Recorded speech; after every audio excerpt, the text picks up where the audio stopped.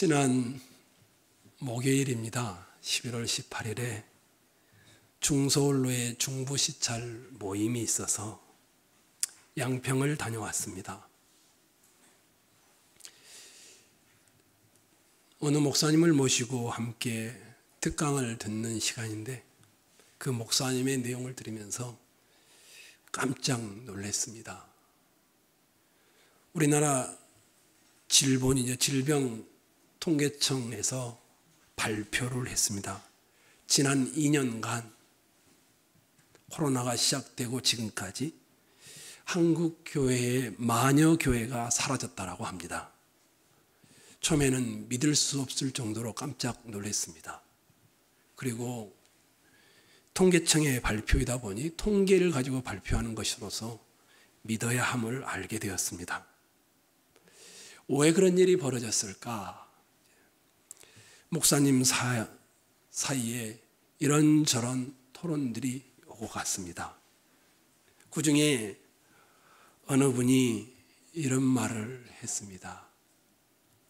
너무 힘들어하고 또 낙담하고 있으니 지나갈 것입니다.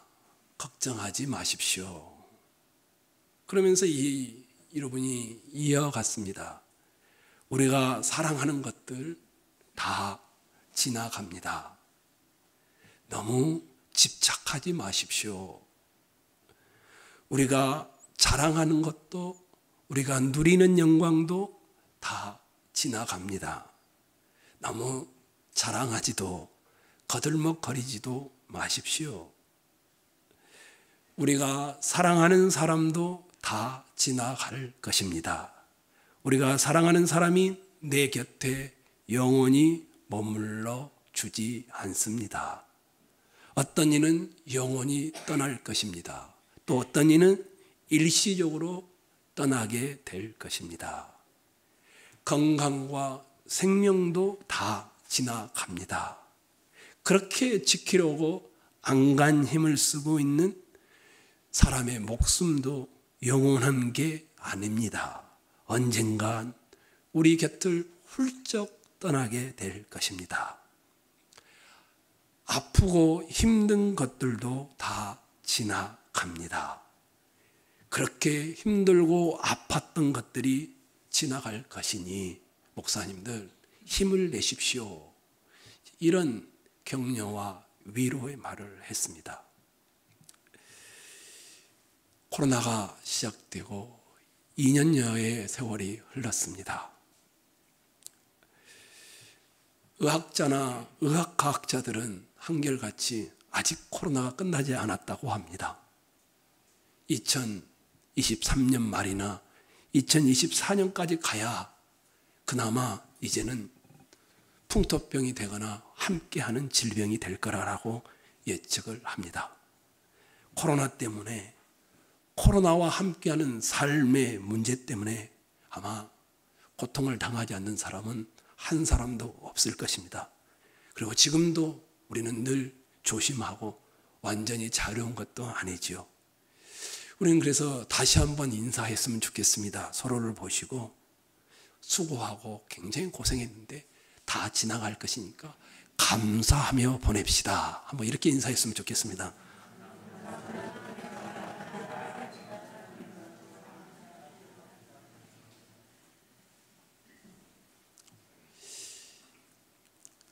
최소한 22년여의 세월이 지나갔습니다. 22년여의 세월을 돌이켜보며 요셉이라는 한 사람이 오늘 본문에 등장하여 그 이야기의 스토리를 꾸며가고 있습니다. 그렇게 사랑했던 아버지가 심각한 편애를 함으로 인해서 다른 10명의 형들이 질투와 시기심으로 자기를 구덩이에 던져 넣어버렸습니다. 울며 불며 애원했습니다. 형님들 살려주십시오. 그렇지만 그들은 동생이어서 죽이지는 않았지만 마침 그 구덩이를 지나가고 있는 미디안 장사꾼들에게 이 동생을 팔아버립니다. 이 미디안 장사꾼들은 애굽으로 가서 노예 시장에서 이 요셉을 노예 시장에서 팝니다.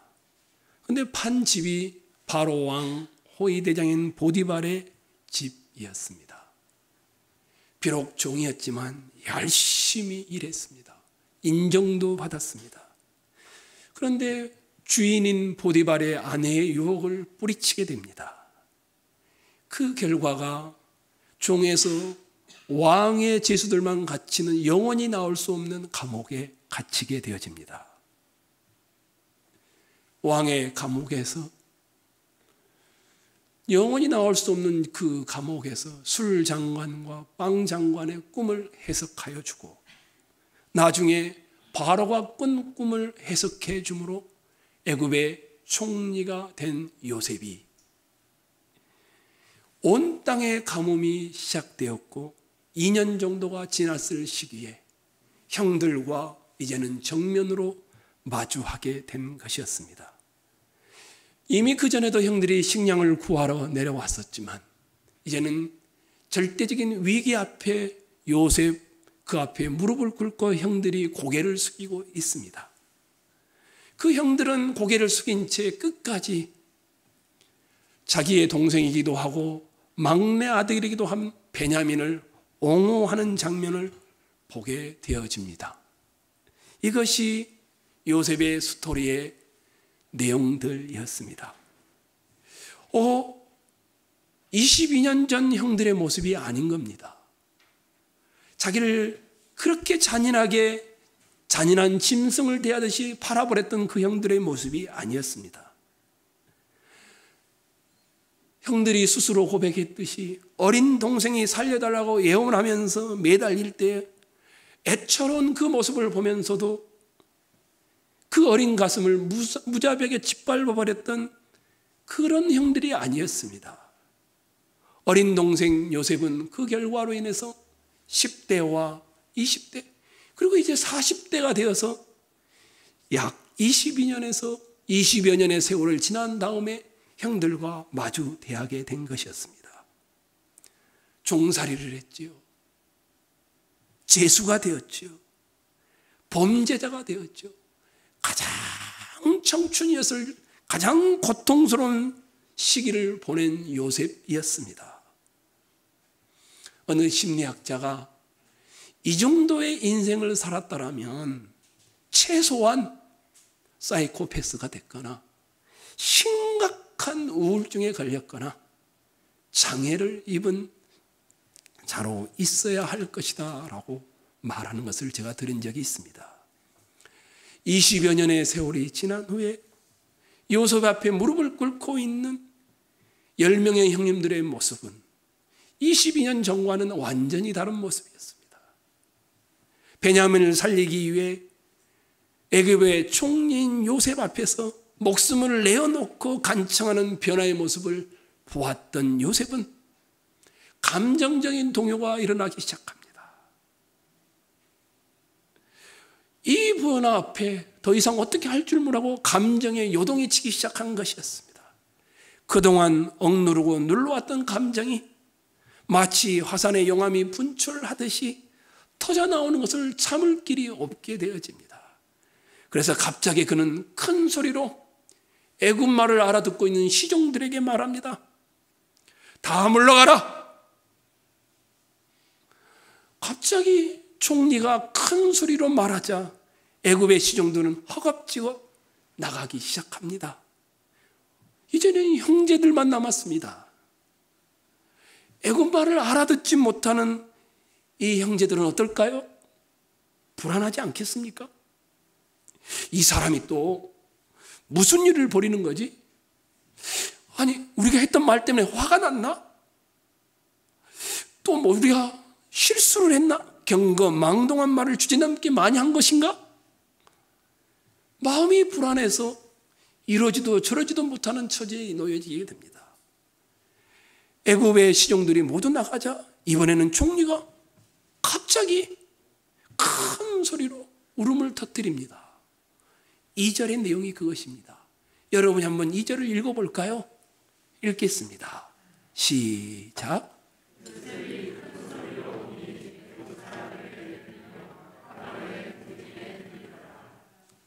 우리만 옛날 성경에는 방성대곡하니 이렇게 되어 있습니다. 원문을 보면 처음에는 작은 소리로 울다가 갈수록 울음소리가 커졌다 이렇게 해석되어집니다.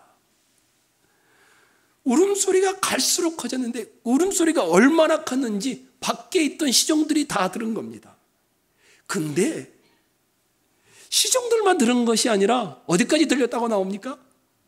바로의 궁정에까지 울음소리가 들렸다라고 나옵니다.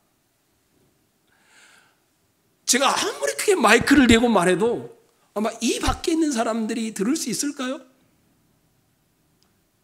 무슨 소리는 들을 수 있겠지만 정확한 소리는 못 들을 겁니다. 바로는 세상의 중심이었습니다. 이 바로를 보호하기 위한 궁전이 애굽의 총리의 저택과 붙어 있을 수는 없습니다. 아니 그것을 떠나서라도 같은 궁 안에 있다 손치더라도 외국인들을 많이 접대하고 상대하는 총리의 관저에서 아무리 큰 소리를 해도 들릴 리는 만무합니다. 그런데 성경은 요셉의 울음소리가 점점 커지더니 바로의 궁정에까지 그 우는 소리가 들렸다고 말합니다. 이것은 성경의 과장법입니다. 이렇게 성경에서 과장할 때에는 독자들로 하여금 여기에 집중해서 보라라는 의도를 담고 있는 것입니다. 얼마나 그 울음소리가 의미를 담고 있는지를 보라라는 것이었습니다. 감정이 얼마나 복받쳤는지, 아니 극적인 만남으로 인해서 얼마나 뜨거웠는지를 보라는 것인지 잘 모르겠지만 이 울음소리 앞에 걸음을 멈추고 마음을 집중해서 보라는 것입니다. 그러면 이제 우리가 이렇게 질문해야 되겠죠? 요셉은 왜 그토록 갈수록 커지게 대성통곡하면서 울고 있을까? 아니 왜 성경은 창세기를 쓰고 있는 모세는 이스라엘 백성들에게 지금 이 사실을 알리는 건데 바로의 궁정에까지 그 울음소리가 들렸다라는 과장법을 사용하여서 이 사실을 알고 있을까? 지금 이 성경을 읽고 있는 여러분과 저는 이 요셉의 울음소리를 들으면서 어떤 생각을 해야 할까? 요셉의 통곡소리, 방성대곡하는 그 소리 안에 한 맺힌 한의 소리가 들어있는 것일까? 고단하고 서러운 세월을 맺혀오다가 분풀이 하듯이 지금 통곡의 눈물을 흘리고 있는 것일까? 사실 요셉의 가슴에 한이 맺혀 있지 않습니다. 우리 창세기 41장 51절로 52절을 한번 찾아가 보겠습니다. 창세기 41장 51절로 52절입니다.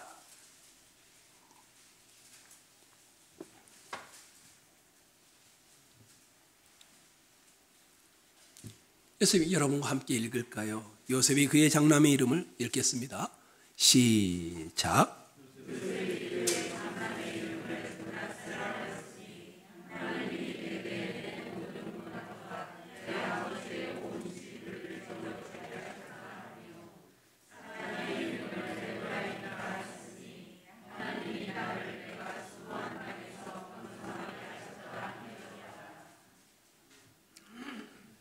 수많은 세월을 보내서 총리가 되었고 바로 왕의 소개로 결혼을 하게 되었습니다. 그리고 두 아들을 낳았는데 결혼을 하면서 첫째 아들을 낳게 됩니다. 그런데 첫째 아들의 이름을 짓는데 의미를 담았습니다. 하나님이 그 많은 눈물과 고난과 형님들이 나를 팔았던 아버지 집에서 있었던 온 일을 다 잊어버리게 하셨다. 한이 맺혀 있지 않다라는 겁니다. 그리고 두 번째 그 이름을 그래서 므낫세라 부르게 되고 차남의 이름을 에브라임이라고 부르게 됩니다. 에브라임의 이름은 더 거창합니다. 하나님이 나를 이 애굽 땅에서 너무너무 축복해 주셔서 번성하게 되었다. 행복하다라는 겁니다.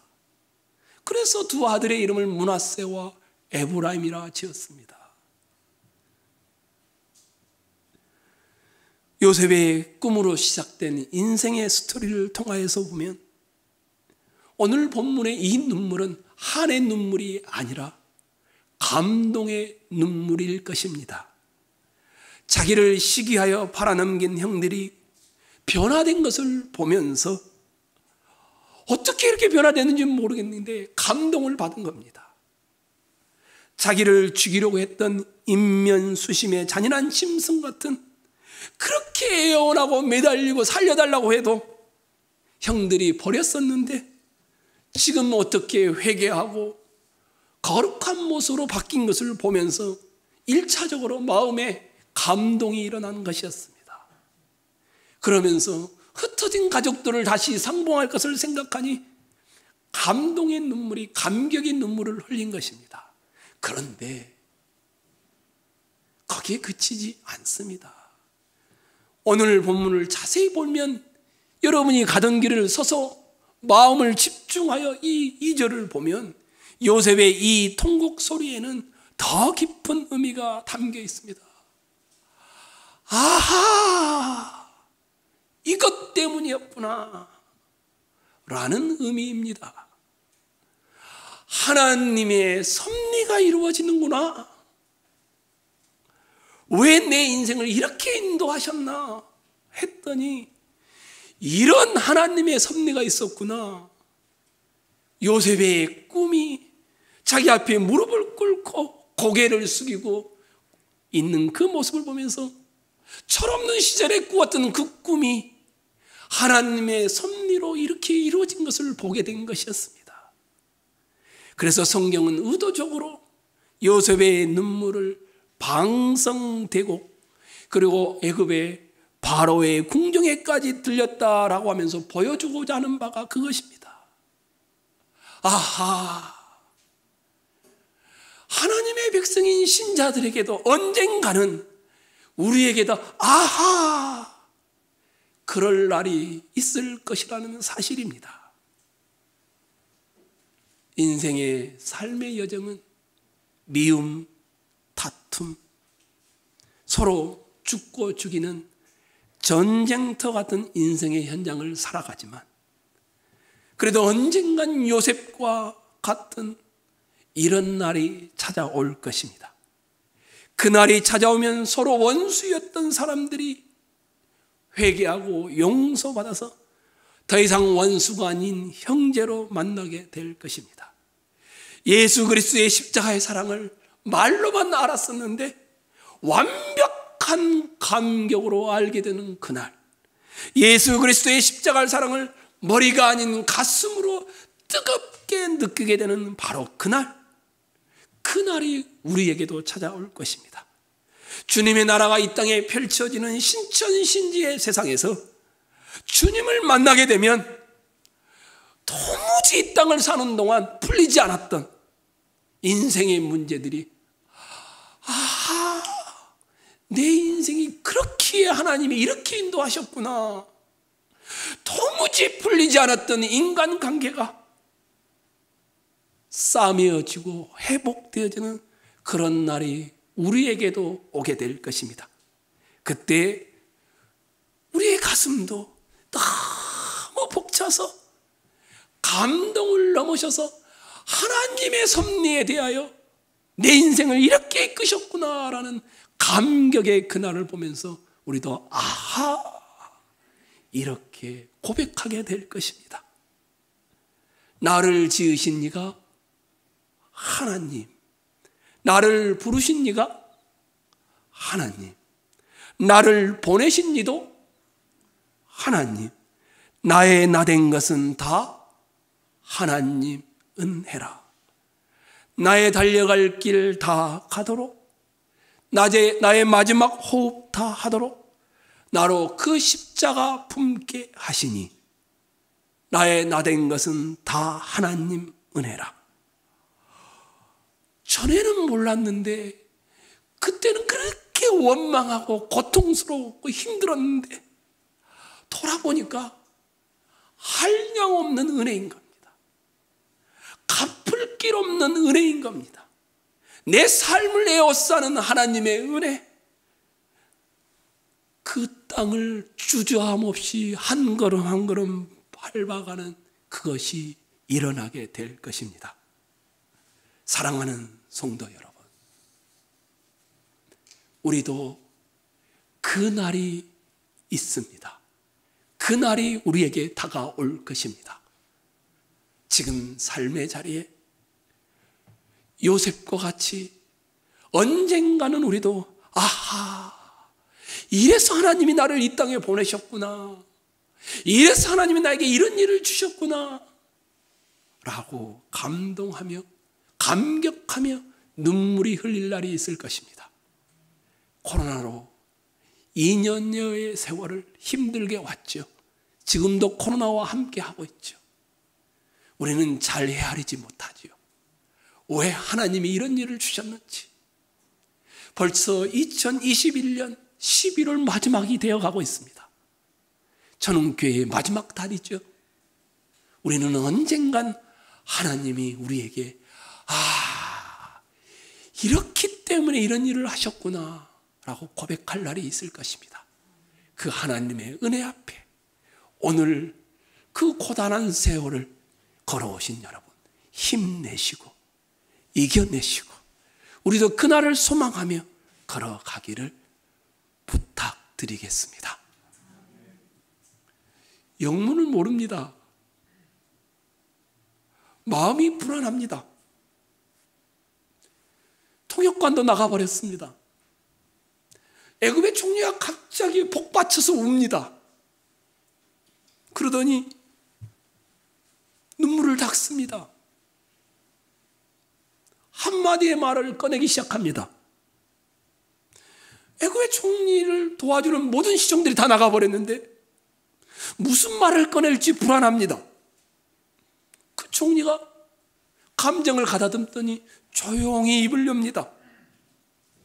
지금까지 총리는 애국말로 쭉 했고 통역관이 있었는데 총리의 입에서 갑자기 자기들이 잘 알아듣는 모국어가 튀어나오는 겁니다.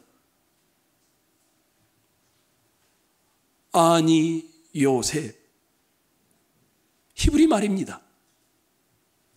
나는 요셉이라. I am 조셉. 형들이 갑자기 깜짝 놀랍니다. 믿을 수가 없습니다. 내가 바로 요셉이요. 내 아버지께서 아직 살아 계십니까? 얼굴에 두려움이 가득 찹니다. 믿을 수가 없어서 어안이 벙벙합니다. 요셉이 그것을 보더니 내게로 가까이 오십시오. 가까이 오라는 이 단어가 허깅하면서 볼에다 뽀뽀할 때 쓰는 단어입니다. 보통은 그렇게 씁니다. 그런데 최근에 어느 학자가 이 나가슈라는 단어를 그 정도의 의미가 아니라 히브리인들에게는 자기의 할례의 표를 가까이서 보여줄 때 쓰는 단어라고 해석을 했습니다.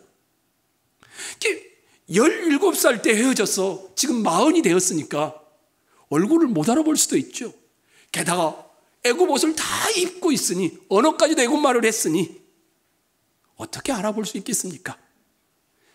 요셉이 가까이 오십시오 라고 하고는 통옷을 입고 있었을 텐데 자기 옷을 벗어서 들어 올려서 자기가 할례 받은 사람인 것을 보여준 것입니다.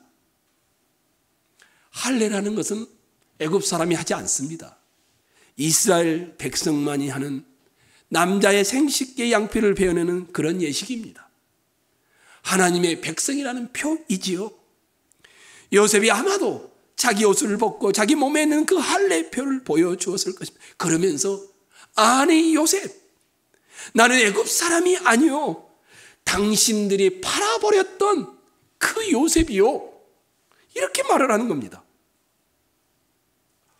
그러자 형들이 자세히 보니까, 가까이서 보니까 17살 때 보았던 그 얼굴이 보이기 시작합니다. 맞소, 내가 바로 그 요셉이요, 당신들이 팔아버린 요셉이요. 그런데 근심하지 마십시오. 두려워하지도 마십시오. 그러면서 5절로 8절에 요셉이 자기 인생에 대한 신앙 고백을 담아서 말하게 됩니다. 지난 23년 동안 정확하게 설명할 수 없었던 요셉의 인생 이야기, 형들은 더구나 말할 수 없었던, 아니 어느 날 갑작스럽게 터져나온 요셉이 깨달은 이 진리, 평이한 말 몇 마디로 말을 하기 시작합니다. 여러분이 한번 읽을까요? 5절, 7절, 8절입니다. 읽겠습니다. 5절, 7절, 8절 시작.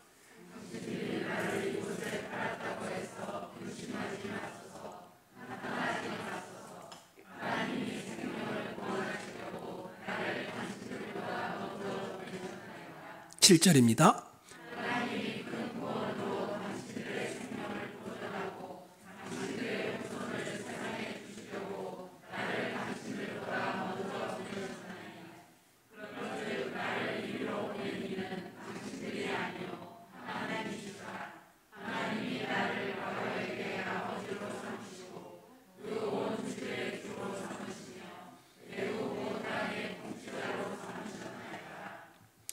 우리말 성경에는 명확하게 드러나 있지 않습니다. 근데 히브리 성경에는 하나님의 이름이 4번 언급되는데 이 4번 다 하나님이 주어가 됩니다. 하나님께서, 하나님이. 그리고 이 4번을 요약하면 2가지로 요약할 수 있는데, 하나는 하나님이 나를 보내셨다. 형들이 팔아버린 것이 아니라 하나님이 나를 애굽으로 보내셨다. 또 다른 하나는 하나님께서 나를 오늘날과 같이 만드셨다. 노예, 죄수, 애굽의 치리자로 만드셨고 바로의 주인으로 만드셨다. 하나님께서 모든 일에 하나님이 주체자시라고 고백합니다. 얼른 보면 애굽으로 팔아넘긴 사람은 요셉의 형들이 아닙니까? 그런데 하나님께서 그 일을 주관하셨다고 합니다. 얼른 보면 요셉이 똑똑한 거 아닙니까? 꿈을 해석해주고 열심히 성실하게 일하고, 그래서 인정을 받고 똑똑하고 진실해서 풍년과 흉년을 잘 준비하고, 그런데 하나님께서 요셉을 그렇게 만드셨다고 말합니다. 요셉의 형들은 이 말을 개념적으로, 관념적으로 알았을는지 모르겠습니다. 그러나 자기들이 행했던 일들의 주관자가 하나님이셨고 자기들이 일으켰던 사건의 주인이 바로 하나님이라는 사실을 지금 요셉의 입을 통해서 확인받고 있습니다. 성도 여러분, 여러분의 삶에 일어나는 모든 사건의 주체가 하나님이심을 믿으시나요? 우리가 하는 그 일의 주인은 내가 아니라, 우리가 아니라, 어떤 인물이 아니라 하나님이심을 인정하시나요? 요셉이 구덩이에 떨어진 것, 애굽으로 팔려온 것, 감옥에 갇힌 것, 감옥에서 일어났던 모든 일들을 하나님께서 주관하고 계셨다라고 고백합니다. 얼른 생각하면 이 말은 터무니없는 말이죠. 현실 부정적인 생각이 들어있는 말이죠. 각자의 삶에 우리는 최선의 선택을 하며 살지만 그 삶의 현장에 하나님이 주관하셨다라는 내용입니다.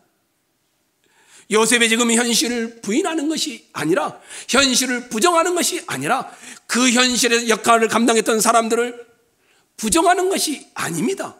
부정적 역할을 감당했던 이들에 대해 무조건 옹호하는 것이 아닙니다.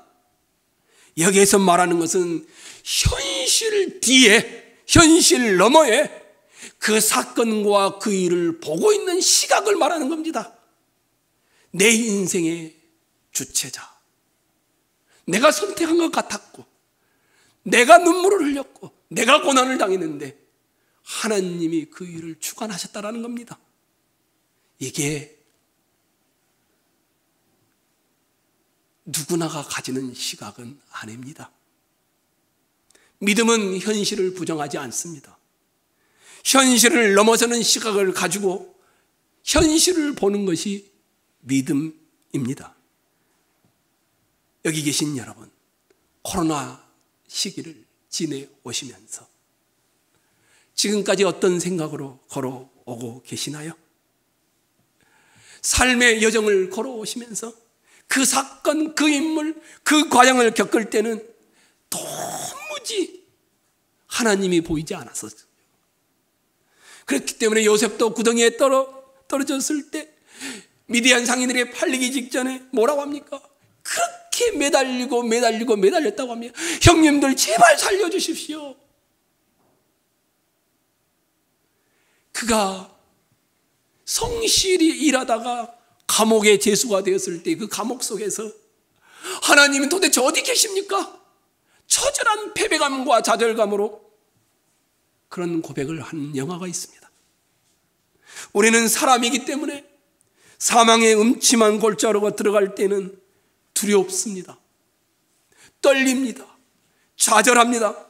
때로는 절망의 나락으로 떨어질 때도 있습니다. 믿음이 보이지 않을 때도 있습니다. 그런데 다시 그 자리에서 눈을 들어 내게 주신 내 인생을 바라보시며 내 인생을 주관하시는 하나님을 바라보기 시작하면 다른 시각이 들어오기 시작합니다. 모든 일에 역사하시는 하나님의 손길을 바라보게 될 때 이렇게 말하죠. 당신들이 나를 보낸 것이 아니라 하나님께서 나를 보내셨나이다. 내가 똑똑해서 이 자리에 있는 것이 아니라 하나님이 나를 만드셨나이다. 인간의 최대의 실수는, 인간의 가장 큰 비극은 한 번밖에 살지 못하는 인생인데 실수와 좌절과 절망으로 끝나는 이유는 우리 인생에서 봐야 할 분을 보지 못하는 데서 시작되어집니다. 아직 믿는다라고 하면서도 아직 현실적으로 하나님의 손길을 느끼지 못하며 보지 못하며 사는 분이 계시지 않은지요. 그래서 날마다 하나님 때문에 힘을 얻어야 하는데 오히려 좌절 속에 실망하며 모든 것을 포기하고 싶은 그런 삶을 사시는 분이 계시지 않은지요. 여러분의 인생의 삶의 자리에 벌어지는 일들 속에 하나님이 주관자이심을 보는 시각을 회복하시기를 간절히 권면합니다. 하나님이 여러분의 삶의 주인이십니다. 지금 당하고 있는 그 사건에 하나님의 숨겨진 의도와 뜻이 있음을 볼 수 있기를 소망합니다. 요셉은 하나님이 4번 나를 보내셨다. 형님들이 보낸 것이 아니고 내가 똑똑해서 만들어진 것이 아니고 하나님이 나를 만드셨다. 이렇게 고백하면서 그런데 거기에는 목적이 있더라는 겁니다. 다시 5절을 봐보십시오. 5절을 보셨습니까? 당신이 나를 이곳에 팔았다고 해서 근심하지 마소서, 한탄하지 마소서. 하나님이 뭐라고 되어 있습니까? 생명을 구원하시려고, 이것이 목적이었다는 겁니다. 나를 당신들보다 먼저 보내셨나이다. 7절도 한번 봐보십시오. 7절은 여러분이 한번 읽어볼까요? 시작.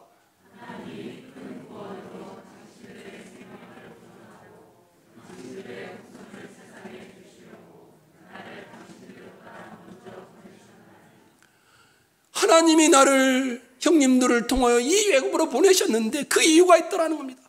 하나님이 나를 꿈을 해석하고 흉년을 준비하게 하시는데 그 이유가 있더라는 겁니다. 하나님의 목적이 있는데 거기에는 구원이라는 목적이 있었고 보존이라는 목적이 있었다라는 것입니다. 하나님이 나를 통하여 그 큰 구원을 일으켜 당신들의 생명을 보존하고 당신들의 자녀들을 세상에 보존하기 위해서라고 말합니다. 신실하신 하나님의 자기 백성을 향한 약속을 지키기 위해서 요셉이라는 도구를 사용하셨다라는 것입니다. 왜 지금 이런 말을 하는 걸까요? 요셉이 아니었더라면 요셉의 형들이 양식을 구할 길이 없습니다. 아니, 요셉의 형들은 둘째치고 애굽의 모든 사람들과 그 주변 국가들은 다 굶어 죽을 수밖에 없습니다. 그러나 하나님께서 이 땅을 구원을 주시기 위해서 요셉을 먼저 보내신 것입니다. 그러니까 요셉은 한마디로 그 목적이 뭡니까? 하나님의 선하신 축복이 담겨 있었다라는 겁니다. 하나님의 선하신 축복이란 목적을 위해서 요셉의 생애를 파노라마같이 인도하시고 펼쳐가셨다라는 것이었습니다. 요셉이 구덩이에 던져졌던 것, 알지 못하는 상인들에게 팔려 애굽 땅에 왔던 것, 애굽 땅에서 열심히 종이 되어 일했지만 유혹을 물리치고 거룩함을 유지함으로 인해 죄수가 되었던 것, 억울하고 좌절하고 폐기뱀 속에 있어야지만 그 감옥에서도 성실히 살았던 것, 그 모든 과정들이 하나님의 방대한 계획이 있었음을 보여주는 것이었습니다. 고난의 현장에 살던 요셉은 물론 잘 몰랐습니다. 그 요셉을 팔았던 형들도 더구나 알 수 없었습니다. 그러나 때가 되면 하나님은 그 섭리의 비밀을 우리에게 알려주십니다. 마태복음 10장에 이런 말씀이 있죠. 3세 2마리가 한 아사리온에 팔리지 않느냐. 그러나 너희 아버지께서 허락하지 아니하시면 그 하나도 땅에 떨어지지 아니하리라. 너희에게는 머리털까지 다 세신 바 되었나니 두려워하지 말라. 너희는 많은 참새보다 훨씬 귀하니라. 참새 한 마리도 들에 들꽃 하나도 하나님의 허락 없이는 되어진 일이 없다고 합니다. 여러분의 오늘의 고통, 여러분의 오늘의 억울함, 여러분의 오늘 당하는 그 환난 속에 하나님의 선하신 뜻과 축복이 목적되어 있음을 보시기를 원합니다. 우리가 알거니와 하나님을 사랑하는 자, 곧 그 뜻대로 부르심을 입은 자들에게는 모든 것이 합력하여 선을 이루느니라. 인생이란 사람과의 관계로 만들어지지요. 그렇지만 그 인생을 바라보는 평가할 때는 하나님과의 관계에서 먼저 시작되어야 합니다. 인생의 최대의 실수는 이 수직적 시각이 없이 하나님을 보지 못하고 인간과의 관계만 보는 데서 실수가 일어나는 것입니다. 요셉은 이 놀라운 비밀 앞에서 형들과 함께 그 사실을 지금 토로하고 있습니다. 형들의 시기로 구덩이에 던져졌던 것, 미디안 상인들을 만나 애굽으로 팔려왔던 것, 보디르바를 만나 그의 종이 되어 열심히 일했던 것, 그의 아내의 유혹을 물리쳤던 것, 왕의 제수를 감옥에 갇혔던 것, 술장안의 꿈을 해석하고 바로의 꿈을 해석해 줌으로 총리가 되었던 것, 그 일련의 과정이 한 방향으로 가고 있더라는 겁니다. 어느 방향입니까? 최선의 목적이라는 방향이었습니다. 어느 것 하나 불필요한 것이 없었고 어느 것 하나 낭비되는 것이 없었고 모든 것들이 필요했고 그 과정을 통하여 하나님이 생명을 구원하시고 후손을 보존하시려고 나를 당신들 앞서 보내셨다라고 고백하고 있는 것입니다. 사랑하는 성도 여러분, 나중에 요셉의 이런 생애를 멀리서 듣고 구전으로 이야기를 들었던 시편의 기자가 요셉의 생애를 이렇게 정의를 해왔습니다. 그가 또 기근을 불러 그 땅에 임하게 하여 그 의뢰하는 양식을 다 끊으셨도다. 한 사람을 앞서 보내셨으며 요셉이 종으로 팔렸도다. 그 발이 착고에 상하며 그 몸이 쇠사슬에 매었으니 곧 여호와의 말씀이 이루어질 때까지, 응할 때까지 그 말씀이 요셉을 단련하였도다. 여호와의 말씀이 이루어질 때까지 그 말씀이 요셉을 단련하였도다. 우리는 어떻게 반응해야 할까요? 내 인생의 삶 앞에서 하나님 왜 이렇게 고난스럽게 하십니까? 도대체 하나님이 어디 계십니까?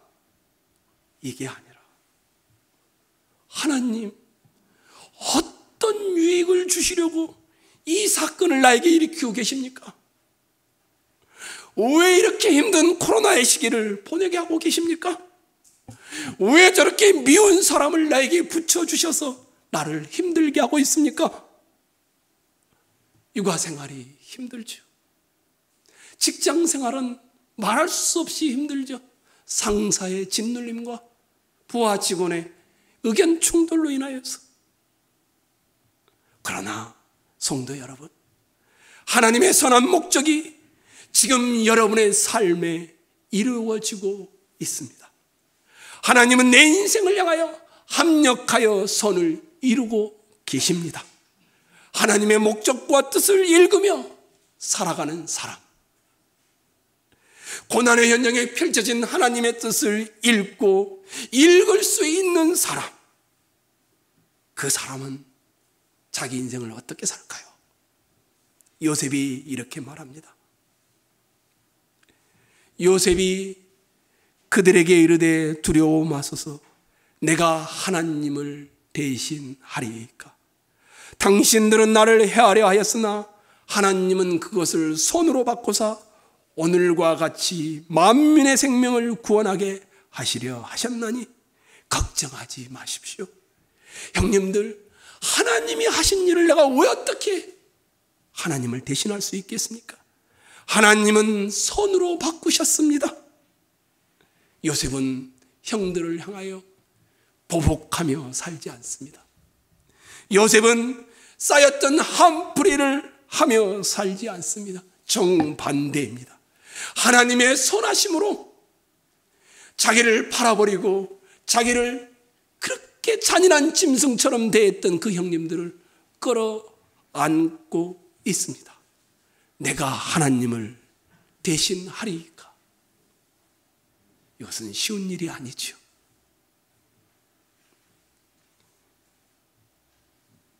십자가에 매달라 죽이십시오.